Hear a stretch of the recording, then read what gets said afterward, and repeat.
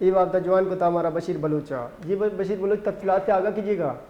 जी बिल्कुल, जैकबाबाद में भी मानसून का जो नया स्पेल दाखिल हुआ है उससे जैकबाबाद और गिरदोनवा में मूसलाधार बारिश हुई है। मूसलाधार बारिश के बाद निचले इलाके जो है वो ज़ेरे आब आ गए हैं, जबकि बिजली की निज़ाम जो है वो बुरी तरह से जो है गरम बरम हो गया है। चावल की फसल को जो है भारी बहुत ज्यादा उनको नुकसान पहुंचा है, क्योंकि पहली स्पेल से जो चावल की जो काश्त थी, वो फसल जो था वो पहले ही पानी से भरा हुआ था। अब दोबारा जो मूसलाधार बारिश हुई है उससे ज्यादातर चावल के नुकसान को फसल को जो है नुकसान हुआ है। जी जी बशीर बलूचन जो तो गुशगेत के आ तर्जमा मोचें तो बाद फसला तावान बुता ये बाबता इंतजामिया ची कनगे और तो ची गिन गया उदा।